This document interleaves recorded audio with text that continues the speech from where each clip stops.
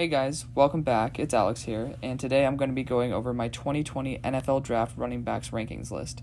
Alright, starting off with number 1, we have DeAndre Swift, 5'9", 216 pounds, out of the University of Georgia. So, this guy is a complete stud. I continued watching him throughout the entire season with with pure amazement. There we go. Combine season and amazement to seasonment. Beautiful, right? And this guy really, really puts on a show. I thoroughly enjoy watching him play. He's very fun to watch. I really do hope that he continues this fireworks show at the next level because I thoroughly, really want him to be able to put on the show the way he did in college because it's really entertaining. And I think everybody else is really going to enjoy it as well. So this guy, he has insane athleticism, super well built at 216 pounds, at 5'9", extremely dense, and he can run extremely fast, extremely agile, and his jukes are unbelievable. He is so agile, he's so elusive, and that's why I'm giving him an impact of 80.0 because he's the ultimate NFL running back. He can receive out of the backfield, he can run out of the backfield, inside zone, outside zone, he can put his shoulder down when you need him to, he can make people literally whiff on tackles, literally eating air. So this guy does have such amazing potential. And 80.0, that's a solid impact. You won't really see that with these type of skilled positions unless they're really talented. And his potential is 91.0. I think that he can only make things a little bit better. He's more of a jack of all trades rather than like, oh my gosh, he is the best juker we've seen in a while, that type of stuff. Because he is up there, but I think that he's more of a jack of all trades than anything. And that leaves me to an overall of 83.7, which is extremely solid, especially with the fact that I am kind of critical on running backs. And my comp from is LaShawn McCoy as just someone who pops off on tape to me. And I think his potential, he can almost reach a Barry Sanders level. When I started seeing people whiff on tackles, it really reminded me of how Barry Sanders would literally make people eat air. It was just insane. People would just tackle ghosts.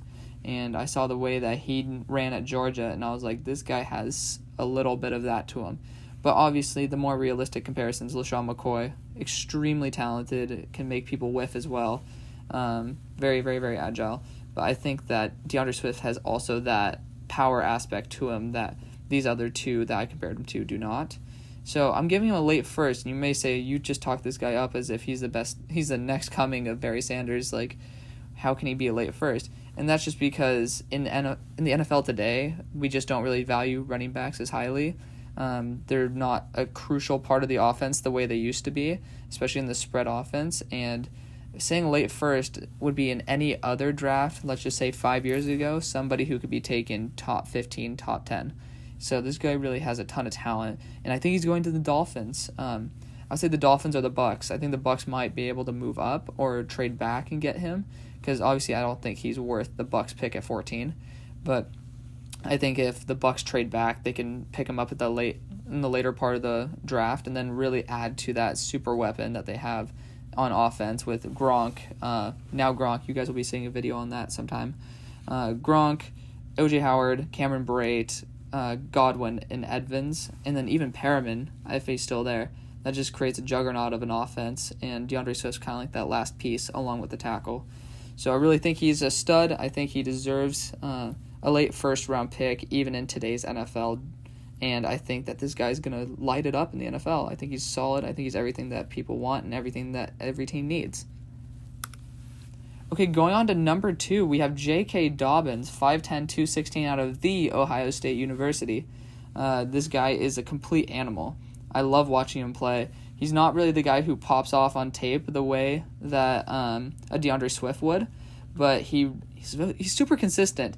There's something that always gets me a little bit worried about this guy in the NFL, and that's the fact that this guy ran behind some of the biggest holes I've ever seen an offensive line create, which if I ever make an offensive line video, you'll see that I put Jonah Jackson extremely high based on the fact that I watched this offensive line completely tear apart defensive lines when it came to opening up holes in the run lanes.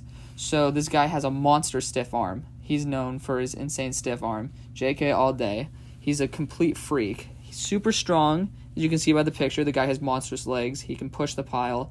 5'10", 216 is no joke. And this guy has the patience of somebody like my NFL comp, Le'Veon Bell.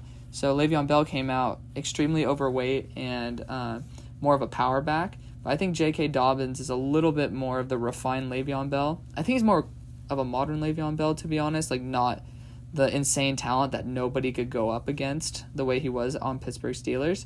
But with his extreme athleticism, because he's super fast, I don't think he's track speed, but he definitely has the ability to break through a hole.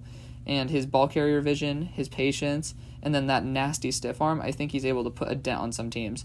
So his potential is an 85, which is a lot lower than what we put for DeAndre Swift. But that's just because he doesn't have the receiving ability that DeAndre Swift has, and he doesn't have that elite track speed. So overall, 79.7, extremely solid. And I think he's going to the Chargers. They just lost Melvin Gordon. They still have Austin Eckler.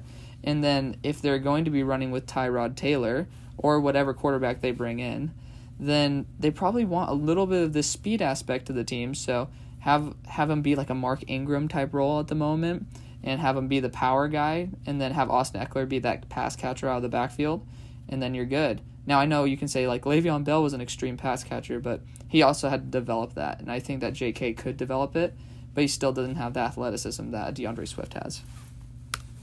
Okay, going on to number 3, Clyde Edwards-Helaire. So this guy was my draft crush a little bit into the season. Like, this was before the season when I was watching, like, last year's tape.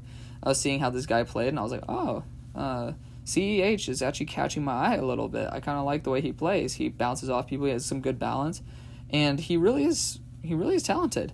I was debating putting him above J.K. Dobbins, but there were some games where I saw him disappear, and I just didn't really enjoy that too much. So kind of got me a little bit worried that he could disappear in the NFL, and that's why I don't really have him at that high of a potential. But impact 75, he is, to me, kind of like a lower-end DeAndre Swift, and I mean, me saying that doesn't really mean anything because Edwards-Helaire is still a solid talent. He has amazing athleticism. He doesn't have that breakaway speed, that track speed, that some of these guys like Anthony McFarland, as we'll get to, has. But he does have that athleticism where he can just shed off tackles and then make people miss. And then if he needs to, he'll lower that shoulder at 5'8", 209. Definitely nothing to like blow off. He has a lot of power and a lot of weight at that size, and you can see by his legs this guy is pretty swole. But my comp for him is Maurice Jones-Drew. Obviously not the same weight as Maurice Jones-Drew, but still that guy who's very low to the ground. It has very good balance and very good center of gravity. So my draft grade for him is in the second, and my prediction is the Buccaneers. Again, that piece that Tom Brady might need to make this into an extreme Super Bowl caliber team if they go offensive tackle in the first, which I think they should. Okay, going on to number 4, which is kind of like my number 2 talent in the draft class, Jonathan Taylor out of Wisconsin, 5'11", 218 pounds. This guy is the ultimate version of a one-trick pony. He is super, super talented. He has such amazing speed and ball carrier vision, and he's just a straight line runner. He can't really catch the ball for anything. He can't catch the ball for shit. But he does add that athleticism that is completely jaw-dropping. I watched this guy, and I wrote down my first impression was I have never seen a running back like this. And he's so good. So good. But there are 2 things that really, really iff me on him, and that's he can't catch the ball, and he has such a huge fumbling problem. I believe he had 8 fumbles over his tenure, and that's just a little bit too much, a little bit too worrisome to be able to put him at number 2. And it really sucks because the NFL today is such a pass-happy league that if it were more of a run-heavy scheme, let's just say the Ravens, and it was like much less of a spread run, which like they kind of use, it would be so much more beneficial for Jonathan Taylor, and I think he'd be a first-round prospect. That also said, he has so much tread taken off on the tires. And it really sucks because this dude had like 400 carries or like over 300 carries every single year at Wisconsin. And I mean, I don't blame him. I watched him play, and this guy was an animal. He was their entire offense. But he just had that fumbling issue. He has some wear and tear, and he can't catch. So his impact is 74 just because he's not a modern-day running back in the NFL. But his potential is still really solid at an 85, same as Clyde Edwards-Helaire. And that's just because, even higher than Clyde Edwards-Helaire. And his overall is 77.7, which is super solid. But It's just this guy he's like a 99 when it comes to just straight line running, minus the fumbling issue. But when it comes to him being an overall running back, he just doesn't bring everything to the plate. My comp from him is Adrian Peterson, which is an amazing comp. AP was just a complete animal when it comes to running the ball, and he just never was that two-trick pony. And it just sucks because AP was a complete monster. And I think Jonathan Taylor can be, and he just has to be supplemented the right way with a good receiving back. My prediction is the Rams. They just lost Todd Gurley, and I think they can use a straight line runner like Jonathan Taylor to put a little bit more pressure, take a little pressure off Jared Goff with the play action to actually scare defenses into running. So I think if they use that and then maybe pick up someone later in the draft that's more of a pass happy running back, then I think they can recreate what they had in Todd Gurley before his knee injury. Going on to number 5, Antonio Gibson. I love this guy out of Memphis. This guy's pretty much a gadget player, so he can play. He usually played wide receiver, actually. He played some snaps at running back. I believe it was something like 72 snaps at running back. And my only problem with this guy is that he had 1 year of production, and his other years he didn't really show.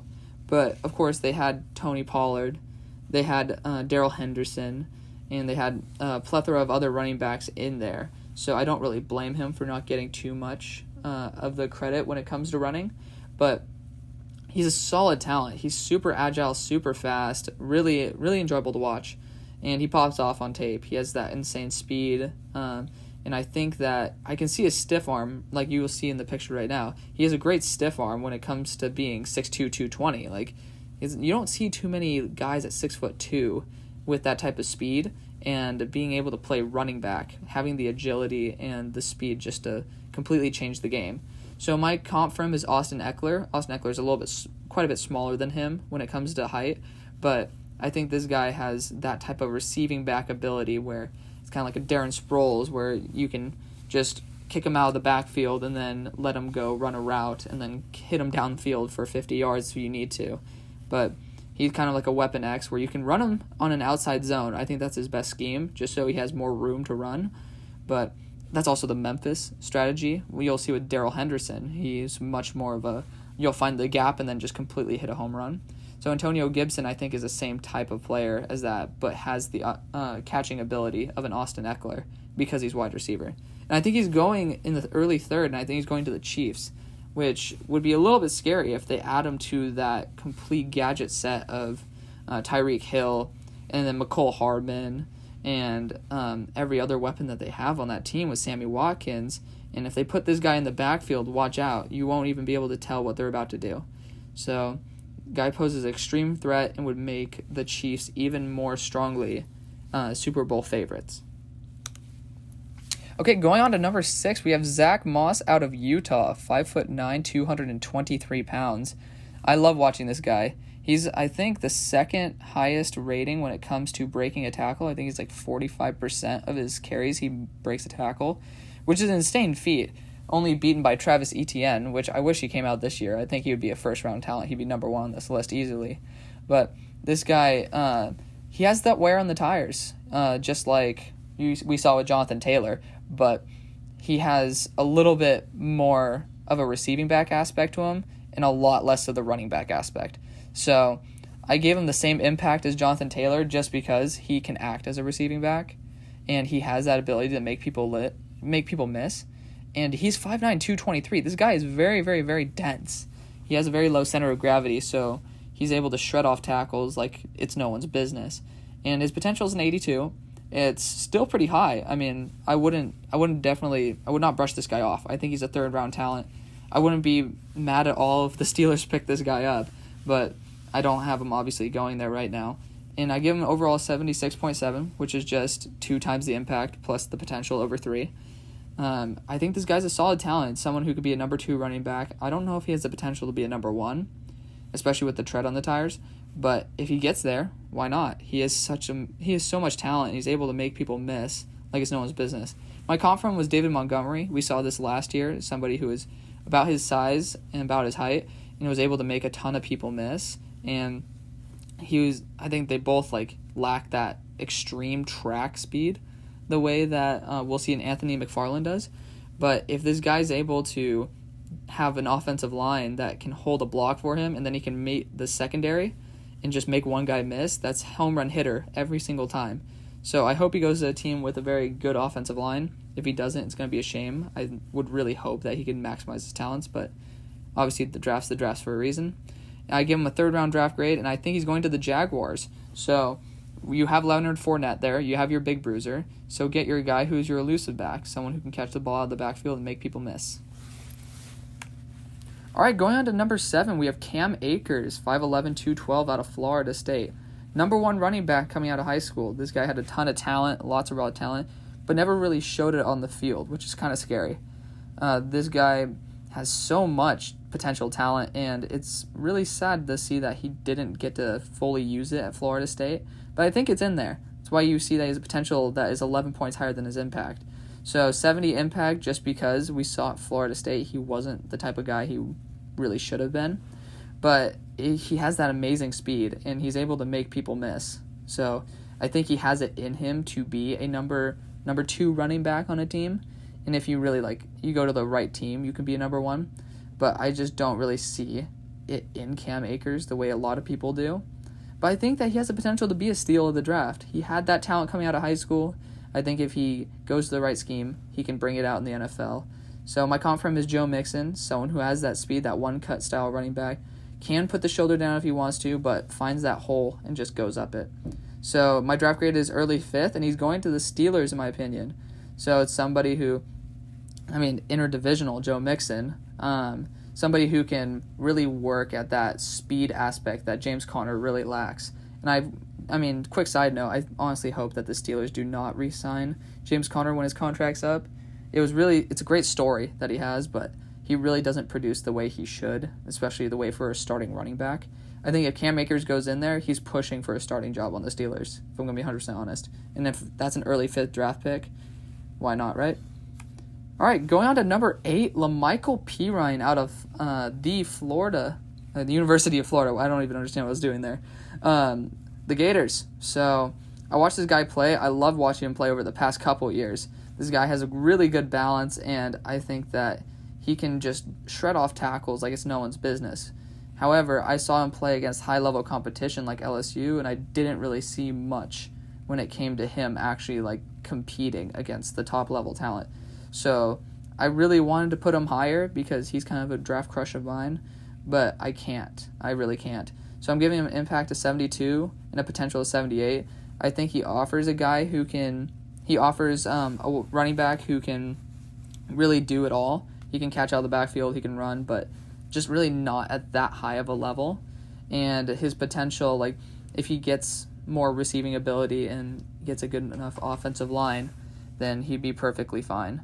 So his overall is a 74, and I relate him to John Kelly. When I saw him coming out of the draft, it was somebody who could shred off tackles like it's no one's business. And that gives him a draft grade of the 5th, and I think he's going to the Titans. Kind of a Deion Lewis type of player, someone who can bounce off tackles and give Derrick Henry a little bit of rest, especially since we don't know if he's coming back. Maybe they can find a potential contingency plan with LaMichael Pirine. All right, going on to number 9, we have Anthony McFarland, 5'9", 203, out of Maryland University. So this guy is the definition of speed, like I've been relating to. This guy is a complete track athlete, and he is so fast. You watch him on tape, I am like, wow, wow, wow. He is truly jaw-dropping. It's really entertaining to watch this guy. And I would be scared as all get go if this guy gets out in the open field with a good enough offensive line. And that's why I give him a comp to Darrell Henderson. Darrell Henderson was a home run hitter last year, got signed by the Rams, hasn't really done much, but the Rams had a horrible offensive line. I could not imagine how much potential Darrell Henderson still has to this day if he goes to a team with a good offensive line, or if the Rams actually do the right thing and get an offensive line. So, I give him an impact of 74 because home run hitter, but potential 78, didn't really see much apart from that speed. But I think he might have a little more potential than that in retrospect, just because if he is actually more than just a simple home run hitter, he can make people miss, and he is so fast that people just can't even touch him. So if he's able to be the ghost, the phantom that he is, then I think he can reach a little bit higher heights than even what I gave him. but there's a chance where he could just be like a Dree Archer, where it's just, okay, you're a dude who has a lot of speed. Whatever, good special teamer. So I give him a 5th round draft grade, and I put him on the Steelers too. Steelers really do need to find that type of home run hitter, someone who can receive out of the backfield and completely stretch the offense. And like, you have a bunch of slot weapons. You have your big target in Juju, you have your slot in Deontay Johnson, and then you have your extreme deep threat in James Washington. So why not have a receiving weapon out of the backfield like Anthony McFarland? All right, going on to number 10, capping off the list, is Deejay Dallas. I love this guy, watching him out of the Miami Hurricanes. So I love this guy. He's really fun to watch, someone who also has a little bit of power, some good balance, has some good speed, and at the U, they're all 5-star athletes. So this guy was good in high school, has the potential there, and I kind of left him on the same level as Anthony McFarland, with the rating 74 impact, 78 potential, 75.3 overall, because I think that he has a little bit more of that reading aspect. He's not a simple outside zone style player where you see a hole, you hit a hole, and then you just take it to the house. I think that he can work in a little bit more schemes, and I think that if he develops his pass catching a little bit better, he can be a solid number 2, number 3 running back, kind of like a Tony Pollard. And my comp from is an on-sale Marshawn Lynch. So if you guys watched my previous video, I used a little bit of a sale analogy when it comes to some of these players, because I wouldn't comp like Mims to Julio Jones. I say he's like kind of on a on-sale version or a clearance version of Julio Jones. But I would say the same thing for on-sale version of Marshawn Lynch. This guy, he can just shred off tackles, and I saw one of his runs, and it looked straight up like beast mode, like the Beast Quake.